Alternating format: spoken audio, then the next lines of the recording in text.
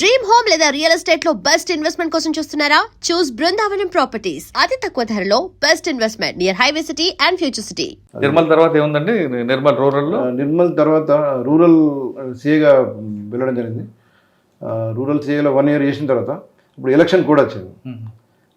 Election code ప్రకారం మళ్ళీ ఇక్కడ నిర్మల్ డిస్ట్రిక్ట్ నుంచి ట్రాన్స్ఫర్ కంపల్సరీ కాబట్టి అప్పుడు ఇక తప్పని పరిస్థితుల్లో వరంగల్ మట్వాడ వెళ్ళడం జరిగింది. మట్వాడలో పోయినప్పుడు అక్కడ ఫస్ట్ ఎమ్మెల్యే ఎలక్షన్ కంటే ముందు ఒకటి అక్కడ పనిచేసేటప్పుడు ఒక పోచం మైదాన్లో సాయిబాబా టెంపుల్ ఉంటుంది. ఆ టెంపుల్లో ఎర్లీ మార్నింగ్ ఒక అన్నోన్ పర్సన్ వచ్చి ఒక పూజారిని ఇష్టం ఉన్నట్టు కొట్టడం జరిగింది. కొడితే అతనికి లోపల ఉన్న లివర్ అవన్నీ డ్యామేజ్ అయినాయి. ఇమీడియట్ మా వాళ్ళు వెళ్ళి అతన్ని ఎంజిఎం హాస్పిటల్ షిఫ్ట్ చేయడం జరిగింది. షిఫ్ట్ చేసిన తర్వాత అతడు అక్కడ డాక్టర్స్ ఏం చెప్పిన సీరియస్ ఉంది కండిషన్ అంటే హైదరాబాద్ నిమ్స్కి పంపడం జరిగింది. అప్పుడు మేము వెంటనే అటెంప్ట్ మర్డర్ కేసు బుక్ చేసి ఎవరైతే అన్నోన్ పర్సన్ సాయిబాబా టెంపుల్లో ట్రెస్పాస్ అయ్యి ఇతన్ని పూజారిని కొట్టినందుకు అతన్ని ట్రేస్ చేయడం గురించి చాలా కష్టపడాల్సి వచ్చింది. ఒకవైపు కొద్దిగా కమ్యూనల్ టెన్షన్ క్రియేట్ అయింది అక్కడ. ఈ ఎవరు కొట్టినన్నది ఓన్లీ సీసీ కెమెరాల ఆధారంగానే మనము డిటెక్ట్ చేయాల్సిన పరిస్థితి. సీసీ కెమెరా కూడా క్లారిటీ లేకుండా ఒకటే సీసీ కెమెరా ఉంది, అది క్లారిటీ లేదు. ఒక సింగిల్ పర్సన్ వచ్చి వచ్చింది పోయింది కనిపించింది, కానీ ఎర్లీ మార్నింగ్ కాబట్టి కొద్దిగా క్లారిటీ తక్కువ ఉన్నది. ఉన్న కొద్ది క్లారిటీ సీసీ కెమెరా ఫుటేజ్ ఆధారంగా మేము ఆ మట్వాడ వరంగల్ ఏరియాలో చాలా ఎఫర్ట్స్ పెట్టి ఒక పర్సన్ను ఐడెంటిఫై చేయడం జరిగింది. ఒకవైపు ఇతను ఐడెంటిఫై అయ్యేంత వరకు మాకు ఒకవైపు నుంచి ప్రెషర్ ఉండేది. ప్రెషర్ తట్టుకొని ఇతన్ని అరెస్ట్ చేసి మనం జైలు పంపడం జరిగింది. అప్పుడు ఆ కేసు నేనే దర్యాప్తు అధికారి, దానిలో ఇన్వెస్టిగేషన్ కూడా చాలా పర్ఫెక్ట్గా చేయడం జరిగింది. సీసీ ఫుటేజ్ ఏదైతే మేము కలెక్ట్ చేసినామో తర్వాత అతన్ని అరెస్ట్ చేసినప్పుడు కూడా అతన్ని వీడియో రికార్డింగ్ చేసినాం. అరెస్ట్ చేసినప్పుడు తీసిన వీడియో రికార్డింగ్, దొరికిన సీసీ ఫుటేజ్, ఈ రెండింటిని కూడా ఎఫ్సిఎల్కి పంపడం జరిగింది కంపారిజన్ గురించి.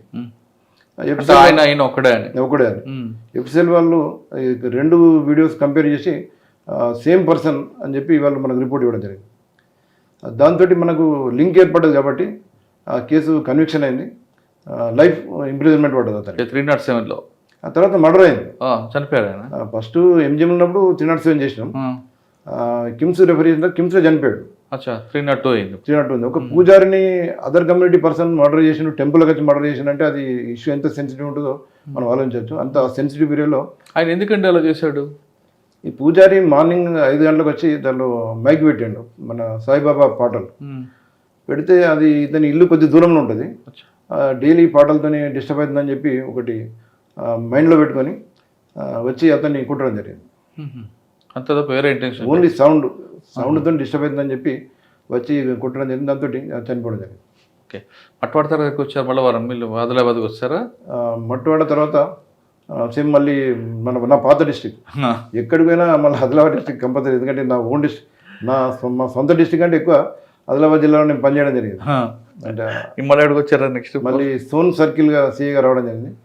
సోన్ సర్కిల్ సీఏగా ఉన్నప్పుడు కూడా చాలా అన్డిటెక్టెడ్ కేసులు డిటెక్ట్ చేయడం జరిగింది. అప్పుడు మా పని ఎట్లుంటుందంటే, ఇప్పుడు నేను ఒకరోజు సోన్ సీఏగా ఉన్నప్పుడు లీవ్ పెట్టి ఫంక్షన్కి పోయినా కామారెడ్డికి. ఫంక్షన్ అటెండే కాలేదు, పూర్తి కాలేదు, లంచ్ కూడా చేయలేదు.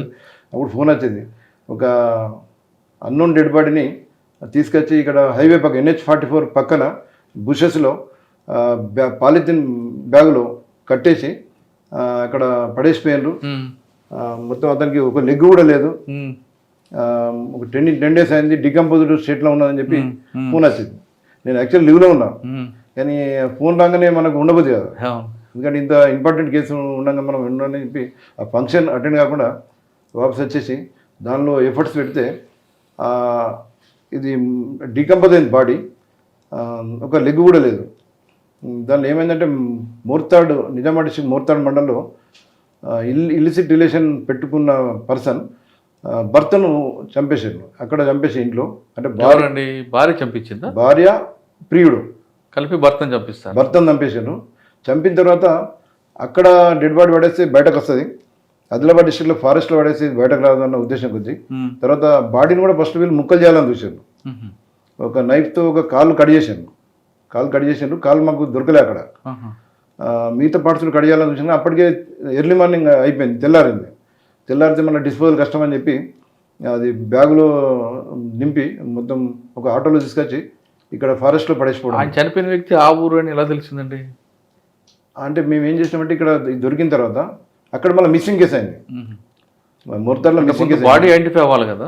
అక్కడ మిస్సింగ్ కేసు అయింది కానీ వాళ్ళు కూడా ఈ మర్డర్ అయిన విషయం వాళ్ళకు కూడా తెలియదు. మేము ఇక్కడ మర్డర్ అయింది అని చెప్పి పోయిన తర్వాత అక్కడ మొత్తం జనరల్ మేము ఇట్లా అన్నోన్ పర్సన్ మర్డర్ అయినప్పుడు ఆ డిస్టిక్లో మీరు నైబరింగ్ డిస్టిక్లో కూడా మిస్సింగ్ కేసు ఏమున్నాయి అవన్నీ వెరిఫై చేస్తాం.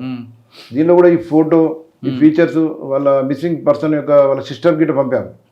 పంపికి ఇట్లా ఉన్నది క్లాతులు, మర్డర్ అయిన పర్సన్ యొక్క క్లాత్స్ కూడా మా దగ్గర ఉన్నాయి, మీరు రండి అంటే వాళ్ళ సిస్టర్ వాళ్ళు వచ్చి ఆ క్లాత్ చూసిన తర్వాత గుర్తుపట్టారు. అంటే ఇది మా బ్రదర్ సార్ అని చెప్పి గుర్తుపట్టిన తర్వాత అప్పుడు మేము నిజాం మోర్తాడ్ పోలీసుకి ఇన్ఫామ్ చేస్తే అప్పుడు వాళ్ళకి మిస్సింగ్ కేసు ఉన్నది కానీ మేమే మర్డర్ కేసు చేసి అతన్ని అరెస్ట్, భార్యను ఆ ప్రియుని ఇద్దరిని అరెస్ట్ చేసి వాళ్ళకి ట్రాన్స్ఫర్ చేయడం జరిగింది కేసు. అంటే భార్యని ప్రియుడికి చేశారని మీకెలా తెలుస్తుంది? మనకు ఇప్పుడు అడిగినాం వాళ్ళ సిస్టర్ను, ఎవరి మీద డౌట్ ఉన్నదంటే కొంచెం ఫలానా అతని మీద కొంచెం డౌట్ ఉన్నది సార్ అని చెప్తే వాళ్ళని పట్టుకొచ్చి ఇంటర్వ్యూ చేయడం జరిగింది. దాని తర్వాత సీసీ ఫుటేజ్ కూడా చూసినాము. అంటే ఈ డెడ్ బాడీ ఎప్పుడు వచ్చింది, వచ్చేటప్పుడు ఏమేమి వెహికల్ వచ్చినాయి, ఆ టైమింగ్ ప్రకారం సీసీ కెమెరా చూస్తే ఈ ఆటో ఇటు వచ్చినట్టు మన టోల్ ప్లాజాలో రికార్డ్ ఏం చెప్పారంటే ఆవిడ చేసినట్టు చెప్పింది. ఎందుకండి చంపడం ఎందుకు అంటే ఈ పదే పదే వాళ్ళ హస్బెండ్ ఇల్లిసిట్ రిలేషన్కి అడ్డొస్తున్నాడు, నాకు భర్త ఉంటే ఇల్లిసిట్ రిలేషన్ కంటిన్యూ చేయడం చాలా ఇబ్బంది అని భావించి ఇతను ఎలిమినేట్ చేస్తే నాకు ఫ్రీ ఉంటుందని చెప్పి భార్య ప్రియుడి ఇద్దరు కలిసి చేశారు. కానీ తర్వాత జైలుకి వెళ్తారన్న విషయం తెలియదు వాళ్ళకి? తెలుసు కానీ అప్పుడు వాళ్ళు ముందు అంత ఆలోచించారు వాళ్ళు, అంటే బయట పడదు కావచ్చు. అంటే ఆదిలాబాద్ డిస్ట్రిక్ట్ ఫారెస్ట్లో డెడ్ బాడీ పడేస్తే ఈ విషయం బయటకు రాదు, అన్నోన్ డెడ్ బాడీ అని చెప్పి పోతుంది అని చెప్పి వాళ్ళు అనుకున్నారు. తర్వాత మేము ఈ డెడ్ బాడీ దొరికిన తర్వాత ఫస్ట్ భార్య కన్సల్ట్ చేసినాము. భార్య కన్సల్ట్ చేసి ఫోటోలు పంపితే భార్య ఏమన్నదంటే మా పర్సన్ కాదు, మా అతడు ఎటో పోతాడు, ముంబై పోతాడు, మళ్ళీ 3 నెలలకు వస్తాడు, మా భర్త కాడని చెప్పి ఆమె మేము మామూలు పోలీసుని పిలిపించి కూడా చూపించినాం బట్ క్లాతులు గిట్ట చూపిస్తే కూడా మా భర్తే కావు, ఈ ఫోటో ఫీచర్స్ కూడా మా భర్త కాదు అని చెప్పి ఆమె రిఫ్యూజ్ చేసింది.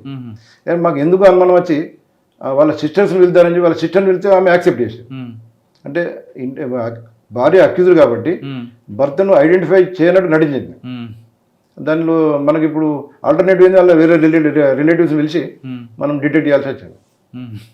సోన్లో ఇంకేమున్నాయండి? సోన్లో కూడా ఇటువంటి చాలా డిటెక్ట్ చేసినాం. తర్వాత తర్వాత మళ్ళీ ఇక్కడ డిఎస్పీకి ప్రమోషన్ వచ్చింది. మళ్ళీ ఆదిలాబాద్ డిఎస్పీ ప్రమోషన్ వచ్చిన తర్వాత మళ్ళీ Nirmal posting Nirmal posting SDPO చేయడం జరిగింది. నిర్మల్లో 1 year చేశాను. నిర్మల్లో 1 year ఎస్డిపిఓ చేసిన తర్వాత మళ్ళీ ఎలక్షన్ కూడా వచ్చింది. ఎస్డిపిఓ నిర్మల్లో ఏమున్నాయండి మీకు మార్కు? సేమ్ అక్కడ కూడా ఈ కమ్యూనల్ టైపు కాకుండా వేరే వర్కే ఉండదు కదా నిర్మల్ అంటే? ఇదేనా? నిర్మల్ కొంచెం కమ్యూనల్ సెన్సిటివ్ కాబట్టి ఆ యాంగిల్లో ఎక్కువ మనం చేయాల్సి వస్తుంది. అంటే కమ్యూనల్ ఇన్సిడెంట్ జరగకుండా చూసుకోవాలి. ఏదైనా చిన్న ఇష్యూలు ఏమైనా హిందూ ముస్లిం కానీ ఏదైనా ఇష్యూలు, ఏదైనా ల్యాండ్ గొడవలు కానీ యాక్సిడెంట్లు కానీ ఏదైనా ఇమ్మీడియట్ రెస్పాండ్ అయితే అది ప్లేరప్ కాకుండా. సార్ ఇది జరుగుతుంటుంది కానీ పక్క నాందేడ్ నుంచి కొంతమంది దొంగలు వస్తారు, చాలా ఇష్యూస్ జరుగుతుంటాయి, పత్తి ఉంటుంది, అక్కడ ఒక బ్రోకర్లు, ఇవన్నీ జరుగుతుంది. దాన్ని ఎప్పుడు మీకు రాలేదా కేసులు? వస్తుంటాయండి అవి. మన ఈ ఇల్లిసిట్ మన ఇల్లీగల్ బిజినెస్ కొన్ని జరుగుతుంటాయి. కొంతమంది డబ్బులు వసూలు చేసుకుని పారిపోతుంటారు, అవన్నీ చాలా జరిగి ఉంటాయి. అవన్నీ దాదాపు అన్ని కేసులు కూడా డిటెక్ట్ చేసినాం అక్కడ కూడా.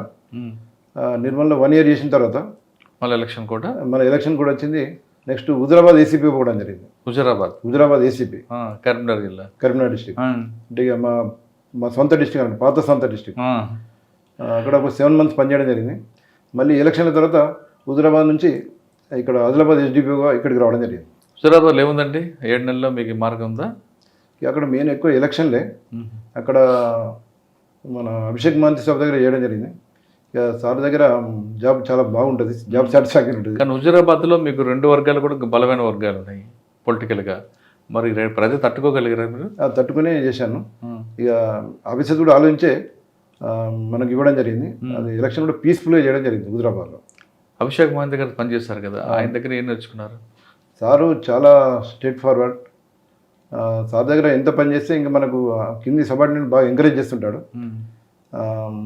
ఏదున్నా ఇల్లీగల్ విషయాలు అయితే ముక్కుపాదం పనిచేస్తుంటాడు. ఎలాంటి ఆయన పేరే సగం తీసుకెళ్ళిపోతుంది కదా. కరెక్ట్, ఏదైనా సార్ పేరు చెప్తే అయిపోతుంది. ఓకే, తర్వాత మళ్ళీ హెచ్డిపిఓ ఆదిలాబాద్ రావడం జరిగింది. హెచ్డిపిఓ ఆదిలాబాద్ వచ్చినప్పుడు ఇది మా సొంత డిస్టిక్, అంటే మన చాలా రోజులు ఇక్కడ పనిచేసినాం కాబట్టి ప్రజలతో బాగా సంబంధాలు ఉన్నాయి. ఇక్కడ నేను వచ్చినప్పుడు గౌస్ ఆలం సార్ ఎస్పీగా ఉండేది. సార్ దగ్గర దాదాపు 1 year పనిచేశాను.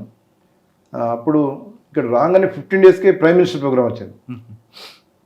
మేము వచ్చి 15 days అయింది, ప్రైమ్ మినిస్టర్ ప్రోగ్రామ్ వచ్చింది. ప్రైమ్ మినిస్టర్ ప్రోగ్రామ్ నా లైఫ్లో ఫస్ట్ టైం. ప్రైమ్ మినిస్టర్ గారి గురించి మన ఏరోడ్రంలో 7 helipads తయారు చేయడం, ప్రైమ్ మినిస్టర్తో పాటు మన సీఎం గారి ప్రోగ్రామ్, తర్వాత గవర్నర్ గారి ప్రోగ్రామ్, 3 అంటే ఒకటే సైమల్టేనియస్గా ప్రైమ్ మినిస్టర్ ప్రోగ్రాంలో సీఎం గారు గవర్నర్ గారు కూడా అటెండ్ కావడం జరిగింది. ఈ ఇంత పెద్ద బందోబస్తు ఒకటిసారి మేము అప్పుడు అన్ని అరేంజ్మెంట్లు చేయడం తక్కువ టైంలో మళ్ళీ ఆదిలాబాద్లో సక్సెస్ఫుల్గా చేయడం జరిగింది. ఓకే, తర్వాత కంటిన్యూషన్ అవుతున్నారు కదా ఇక్కడే? కంటిన్యూ దాదాపు ఇక్కడికి వచ్చి 2.5 years అయింది. గౌసాలం సార్ ట్రాన్స్ఫర్ అయిన తర్వాత ఆ ప్లేస్లో మన అఖిల్ మహాజన్ ఐపీఎస్ సార్ రావడం జరిగింది. ఇక సార్ వచ్చిన తర్వాత కంప్లీట్ మన పోలీసింగ్ వర్క్ స్టైలే కంప్లీట్ చేంజ్ అయింది. ఎలా ఎందుకంటే ఇక సారు మొత్తం 360 degrees ప్రతి ఆస్పెక్ట్లో సార్ మానిటర్ చేస్తాడు. ఏది ఇప్పుడు ఏదైనా క్రిమినల్ తప్పు చేస్తే మనం అరెస్ట్ చేస్తే మన పని అయిపోదు. మళ్ళీ క్రిమినల్ తర్వాత అతన్ని ఏ విధంగా ఉంటుండో అతని మీద రెగ్యులర్ సర్వేలెన్స్, అంతే వాళ్ళ మీద అబిచువల్ అఫెండర్స్, ప్రొఫెషనల్ అఫెండర్స్, వీళ్ళ మీద కంపల్సరీ సర్వేలెన్స్ పెట్టడం గురించి అందరి మీద షీట్స్ ఓపెన్ చేపిస్తారు సార్. తర్వాత మనము డైలీ కేసు రిజిస్ట్రేషన్ అయిన తర్వాత మాకు డిఎస్ఆర్ ఉంటుంది మార్నింగ్. డిఎస్ఆర్లో మేము రిపీటెడ్ అఫెండర్స్ ఉంటే డాటా ఇవ్వాలి. ఇప్పుడు ఈ కేసులో పలానా అక్యూజ్ ఉన్నాడు, ఇతడు ఇంతకుముందు ఏమైనా ప్రీవియస్ కేసులు ఉన్నాడా లేదా, ఉంటే ఏమేమి కేసులు ఉన్నాయి, అతన్ని ఇంతకుముందు ఏమైనా బైండ్ ఓవర్ చేసింట తహసీల్దార్ ముందట, అవన్నీ మనం డాటా డైలీ డిఎస్ఆర్లో చెప్పాల్సి ఉంటుంది. అది ఒకటే కాకుండా సార్ వచ్చిన తర్వాత main land grabbers, cheaters, rowdy sheeters, ganja, job fraud cheaters, వీళ్ళందరి మీద ఉక్కుపాదం పెట్టడం జరిగింది. ఇప్పుడు సార్ ఇప్పుడు ఈయన వచ్చిన తర్వాత రెగ్యులర్గా ఉన్న క్రైమ్తో పాటు యూఏ కేసులు కూడా వెనక్కి తీయడం, దాని మీద ఒక కమిటీ వేయడం, ఒక సిట్ ఫామ్ చేశారట, నిజమైనది? కరెక్టే అండి. ఇప్పుడు కొందరు ఆఫీసర్లు ఏం చేస్తారంటే మనకు కాంప్లైంట్ వస్తేనే కేసు దర్యాప్తు చేయడము, నిందితులను పట్టుకోవడం అది చేస్తుంటారు. కానీ సార్ పాలసీ ఆ విధంగా కాదు.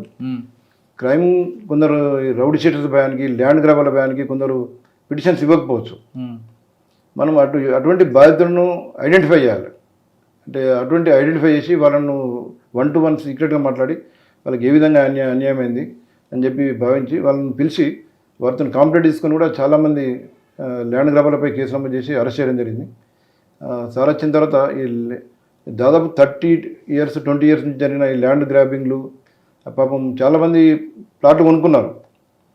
కొనుక్కున్న ప్లాట్లకు వాళ్ళని పోనీయకుండా ఈ ల్యాండ్ గ్రాబర్స్ ఆక్రమించుకొని కూర్చున్నారు. ఒకవైపు రౌడీ షీటర్స్, ఒకవైపు ల్యాండ్ గ్రాబర్స్ ఇన్నోసెంట్ పబ్లిక్ మీద వాళ్ళ ప్రాపర్టీస్ వాళ్ళకి చెందకుండా చేయడం, వాళ్ళని లేకపోతే వాళ్ళ ప్లాట్స్ వీళ్ళు కబ్జా చేయడం, ఆ విధంగా చేసి దాన్ని కంప్లీట్ నిర్మూలించడం జరిగింది. ఈ క్రమంలో కొంతమంది వేరే దేశం రావడం, ఇక్కడ ఒక దొంగతనం చేస్తారు వేరే దేశాల నుంచి వచ్చి. అది ఇటీవల నేను దాదాపు ఒక 15 days బ్యాక్ ఈ కైలాస్ నగర్లో ఒక పర్సన్ ఇంట్లో వాళ్ళు ఇంటికి తలపించి హైదరాబాద్ పోయిండ్రు. పోతే వీళ్ళు బంగ్లాదేశ్కి వెళ్ళి 2 persons, తర్వాత ఒక మధ్యప్రదేశ్ నుంచి ఒకరు, టోటల్ 3. వీళ్ళు వచ్చి ఆ ఇంటి ఒక లాడ్జ్లో వీళ్ళు ఉన్నారు. లాడ్జ్లో ఉండి ఒకరోజు మొత్తం రెక్కీ చేశాను. అంటే కొద్దిగా బిల్డింగ్ పెద్దది సెలెక్ట్ చేసుకునే వాళ్ళు. తర్వాత బయట కాంపౌండ్ వాళ్ళ గేట్కు తాళం ఉండాలి.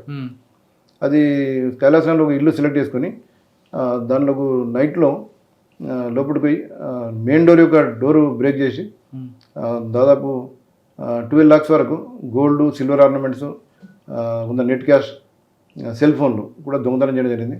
యాక్చువల్లీ ఫస్ట్ ఆ కేసులో మాకు ఎలాంటి క్లూస్ లేకుండే. మా ఎస్పీ గారు స్పెషల్ టీమ్స్ ఫామ్ చేసి ఎట్టి పరిస్థితిలో ఈ కేసు ఛాలెంజింగ్గా తీసుకొని డిటెక్ట్ చేయాలని చెప్పి మోటివేట్ చేయడంతో మేము దానిలో బాగా కష్టపడి పట్టుకోవడం జరిగింది. దానిలో ఆ ఇంట్లో సీసీ కెమెరాస్ ఉన్నాయి కానీ ఆ రోజు పనిచేయలేదు. ఇంట్లో చాలా సీసీ కెమెరాస్ ఉన్నాయి కానీ బ్యాడ్ లక్ ఏంటంటే పనిచేయలేదు. ఇక అవుట్ సైడ్ సీసీ కెమెరాల మీద మేము డిపెండ్ కావాల్సి వచ్చింది. ఆ రోజు నైట్లో ఫుల్ వర్షం పడ్డది, మళ్ళీ చీకటి కూడా ఉండే. సీసీ కెమెరాలు కూడా చాలా దూరం ఒకదానికొకటి లింక్ తీసుకుంటూ ఆ సీసీ కెమెరాల ఆధారంగా వాళ్ళ మూమెంట్ ఒక బైక్ మీద వచ్చి 3 persons వచ్చినట్టు మాకు కనిపించాను. దాంతో అది ఏ విధంగా పోయింది అంటే ట్రాక్ పోతే అది నిర్మల్ రూట్లో పోయింది. ట్రాక్ ఆధారంగా మేము చేంజ్ చేస్తే దాన్ని వాళ్ళు ఒక లాడ్జ్లో స్టే చేసినట్టు. ఇక్కడ నిర్మల్లోనా? ఆదిలాబాద్ లాడ్జ్లో. ఓకే. అంటే అఫెన్స్ కంటే ఒక రోజు ముందు వచ్చి ఆదిలాబాద్ లాడ్జ్లో స్టే చేశాను. ఈ లాడ్జ్లో దొరికిన ఆధారంగా అతడు మళ్ళీ ఈ సీసీ కెమెరాల ఆధారంగా మేము డాటా తీస్తే అతడు పాత అఫెండర్. ఇంతకుముందు ఛత్తీస్గఢ్లో అతడు అరెస్ట్ అయ్యాడు. ఆ డాటా మాకు పంపడం జరిగింది. అయితే అతన్ని బంగ్లాదేశ్గా మేము గుర్తించినాం. అతడు ఛత్తీస్గఢ్తో పాటు ఒరిస్సా, మధ్యప్రదేశ్, డిఫరెంట్ మన మహారాష్ట్రలో కూడా కొన్ని అఫెన్సులు చేయడం జరిగింది. యవత్మాల్లో చేసిండు, ఇటు షోలాపూర్ సైడ్ కూడా చేసిండు అని చెప్తాను. అతను మెయిన్ A1 దానిలో జానీ అలీ అనే ఒక పర్సన్ బంగ్లాదేశ్ అతడు దాదాపు 10 years పీరియడ్లో దాదాపు 10 సార్లు బంగ్లాదేశ్ నుంచి ఇల్లీగల్గా మన ఇండియాకి రావడం, ఇక్కడ అఫెన్సులు ప్రాపర్టీ అఫెన్సులు చేయడం, మళ్ళీ ఎప్పుడైతే ప్రాపర్టీ అఫెన్స్ అయిద్దో ఈ ప్రాపర్టీని తీసుకొని మళ్ళీ బంగ్లాదేశ్ పారిపోవడం చేస్తుంటాడు. అయితే ఈసారి మాత్రం మా ఆదిలాబాద్ అఫెన్స్కి ఒక 10 days ముందు అతడు ఇంకో బంగ్లాదేశ్ పర్సన్ కూడా తీసుకొచ్చాడు. ఇద్దరు బంగ్లాదేశీస్ వచ్చి మన మధ్యప్రదేశ్ చెందిన ఒక ప్రాపర్టీ అఫెండర్, ఓల్డ్ అఫెండర్, వీళ్ళ ముగ్గురు మధ్యప్రదేశ్ భోపాల్లో ఒక బైక్ దొంగతనం చేశాను. ఆ దొంగతనమైన బైక్తోని దాన్ని నాగ్పూర్లో ఫస్ట్ అఫెన్స్ చేశాను. నాగ్పూర్లో అఫెన్స్ చేసి మన దగ్గరికి వచ్చి ఒక లాడ్జ్లో స్టే చేసి మొత్తం ఆదిలాబాద్ అంతా రక్కీ చేసుకొని ఈ దొంగతనం చేయడం జరిగింది. దీనిలో మేము చాలా కష్టపడి మా ఎస్పీ అఖిల్ మహాజన్ సార్ ఇచ్చిన ఇన్స్ట్రక్షన్ ప్రకారం వితిన్ 48 hours వీళ్ళు అంటే యవత్మల్ పోయి అక్కడ వేరే దొంగతనం చేయడానికి ప్లాన్ వేశాను. అంటే అక్కడ యవత్మల్లో చేయాల్సిన దొంగతనాన్ని మేము జరగకుండా ఆపి వాళ్ళని పట్టుకోవడం జరిగింది. దీనిలో స్టోలన్ గురైన మొత్తం ఎంటైర్ ప్రాపర్టీ, సెల్ ఫోన్లు రికవరీ చేయడం జరిగింది. అంటే వాళ్ళు ఇంకా బంగ్లాదేశ్కి వెళ్ళలేదు కాబట్టి రికవరీ చేసినాం. బంగ్లాదేశ్కి వస్తే కష్టమైంది. మేము పట్టుకోవడం మాకు చాలా సాటిస్ఫాక్షన్ అనిపించింది. జాబ్ సాటిస్ఫాక్షన్ అంటే ఇదే. అదే సార్, ఆదిలాబాద్ క్రైమ్ నేచర్ ఎలాగుంది? మీ ఫస్ట్లో ఎస్ఐ ఉన్నప్పుడు ఎలాగుంది, ఇప్పుడు డిఎస్పీకి ఉన్నప్పుడు మారిందా, తగ్గిందా? అంటే ఫస్ట్లో ఎస్ఐ ఉన్నప్పుడు ఇవన్నీ దొంగతనాలు ఫిజికల్గా ఇవి జరిగేవి.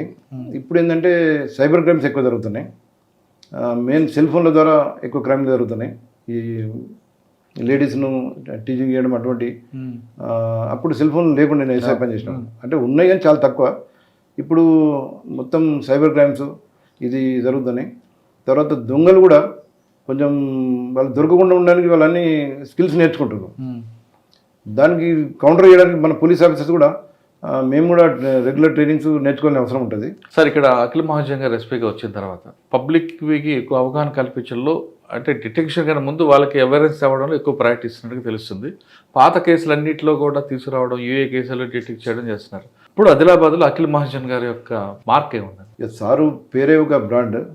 సార్ వచ్చిన తర్వాత ఈ మొత్తం ల్యాండ్ గ్రాబర్స్, ఈ రౌడీ షీటర్స్, గాంజా అఫెండర్స్, ఈ పీడిఎస్ రైస్ ట్రాన్స్పోర్టర్స్, వీళ్ళందరూ కూడా ఉంటే జైల్లో ఉండాలి, లేకపోతే ఇక్కడ ప్రశాంతంగా ఉండాలి, లేదంటే సార్ ఉన్న రోజులు పారిపోవాలన్న కాన్సెప్ట్ ఉన్నారు.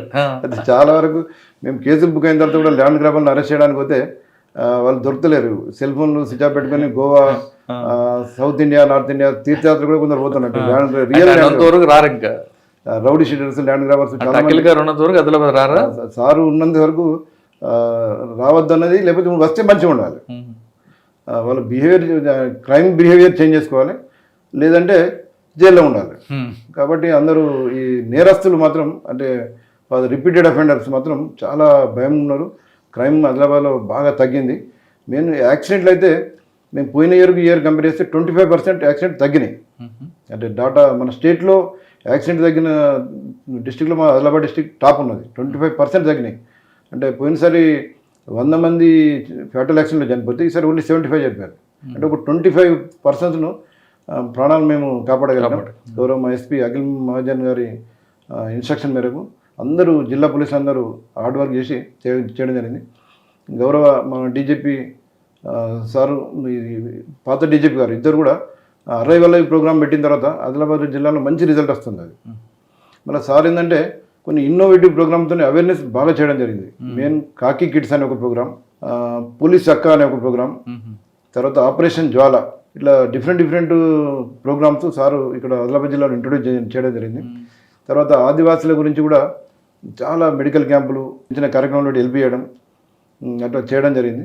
ఈ మెయిన్ ఈ అవేర్నెస్ కాకి కిడ్స్ ఏంటంటే చిన్న పిల్లల్లో స్టూడెంట్గా ఉన్నప్పటి నుంచే college 10th class 9th class students ఉన్నప్పటి నుంచే ఏ విధమైన పోలీసు ఏ విధంగా చేస్తారు, నేరాలు జరగకుండా చూసుకున్నట్టు ఏ విధంగా చేయాలి, సైబర్ క్రిమినల్స్ ఎదుర్కోవాలంటే ఏ విధంగా చేయాలి, క్రిమినల్స్ ఏ విధంగా మనం క్రైమ్స్ చేయకుండా చూసుకోవాలి, తర్వాత సైబర్ క్రైమ్స్ ఏ విధంగా అరికట్టాలనేది వాళ్ళ మొదటి నుంచే చిన్నప్పటి నుంచే అవేర్నెస్ కల్పించడం. కాకి కిడ్స్ పోలీస్ అక్క అంటే మెయిన్ గర్ల్స్ స్టూడెంట్స్కు వాళ్ళకి ఎవరైనా ఈవిటీజింగ్ చేసినా, వాళ్ళకి ఏమన్నా అసభ్యకరమైన మెసేజ్లు ఫోన్లు చేసినా వాళ్ళు కొందరు పోలీస్ స్టేషన్కి వచ్చి కంప్లైంట్ ఇవ్వలేరు కాబట్టి డైరెక్ట్ ఈ పోలీస్ అక్కలు రెగ్యులర్గా స్కూళ్ళకు కాలేజీలకు పోయి మీకు ఏమైనా ప్రాబ్లమ్స్ ఉన్నాయా అంటే 1-to-1 సీక్రెట్ కూడా చాలా అడిగి వాళ్ళకి